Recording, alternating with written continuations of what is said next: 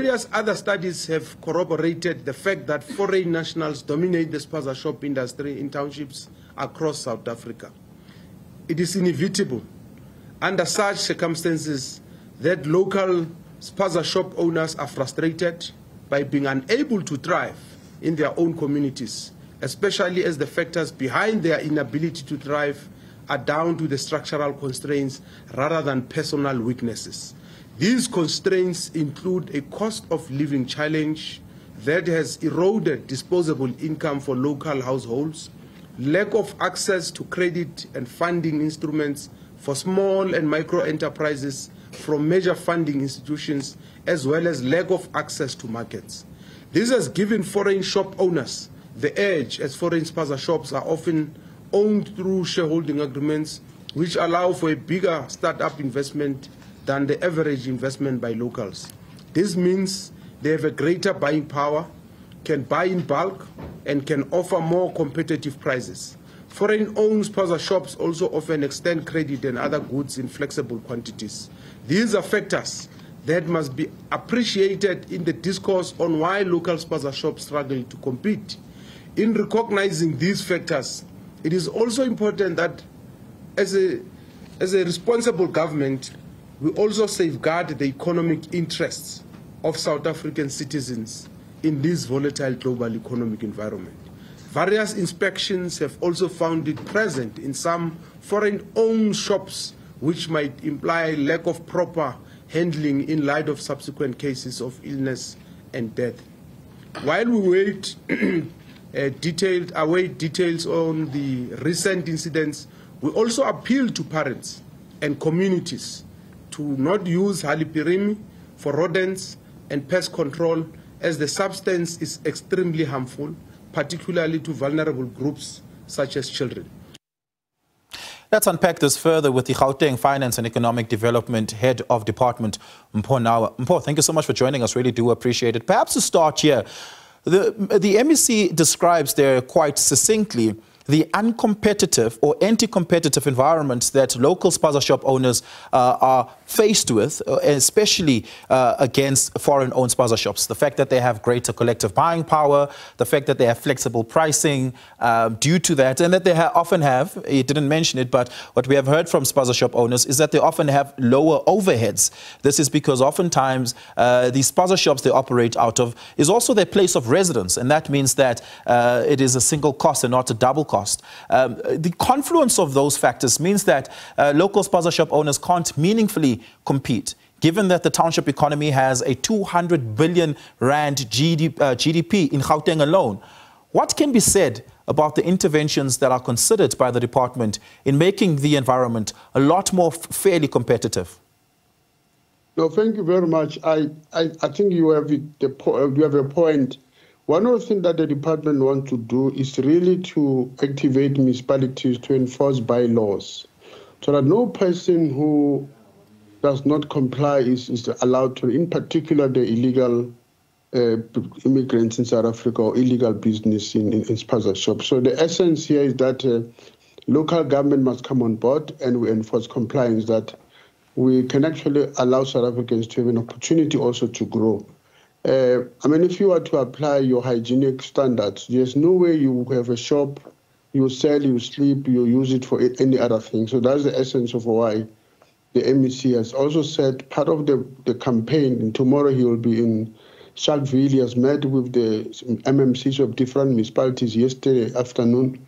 Part is to get municipalities to be on course, and we are able to enforce compliance.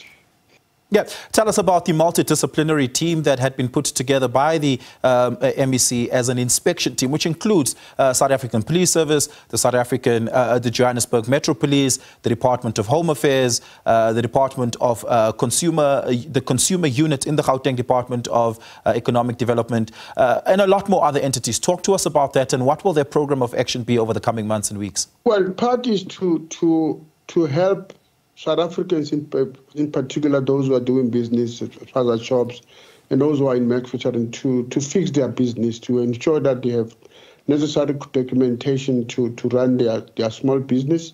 So you bring Home Affairs, you need Consumer Affairs, you need those who are also about standard. You also bring private partners into the team, the police, so that everybody is able to fix his business. In different languages, we use it as a campaign that we how ensure that everything that you do is properly done. So that's the first part of the task of the multitask team. But again, it's also to raise campaigns and build awareness for those who are doing business, that to be aware of the following clauses, get tax, be clear, so that you can also have access to government opportunities. So the task team has a number of things that it's supposed to do. For Home Affairs, we also want to go for those who are illegal in the country, that you have a necessary documentation to be in South Africa to run business. But again, one thing that we have said to the MEC, and the MEC has raised sharply today in the press release, was to request that we involve the different civil society organizations, i.e. churches must come on board, NGOs, and then those who are part of the community development to help mobilize communities to work together. The advantage of the foreign business is that they work together. And if our people work individually and there's no sense of unity, we are unable to make entry. So, and that's why we have activated a TIDA, which is the township here, so that it helps to bring knowledge in the community and people are able to do their part. Yeah, so it seems like a two-pronged approach. On the one hand, you're mobilizing resources and community institutions for awareness purposes about food hygiene and food health. And on the other hand, it's an intervention to ensure that Spaza shop owners that are non-compliant one way or the other become compliant through the process. But none of that fixes the structural problems that the MEC had outlined, such as pricing structures and anti-competitiveness. What is being done in that regard? So the Gauteng Enterprise Propeller Program has been a program that's run for over a decade, since the Deputy President Paul Mashatile had been the MEC of Finance and Economic Development in the province. And just before Parks Dao had vacated the MEC position of Finance and Economic Development, introduced a leveraged fund along with the IDC, specifically to assist Gauteng businesses in townships in particular. What's being done to empower local-owned township businesses to compete competitively and meaningfully? Well, as I was saying, the department has unleashed the programs on financial and non-financial support. JEB has come on board.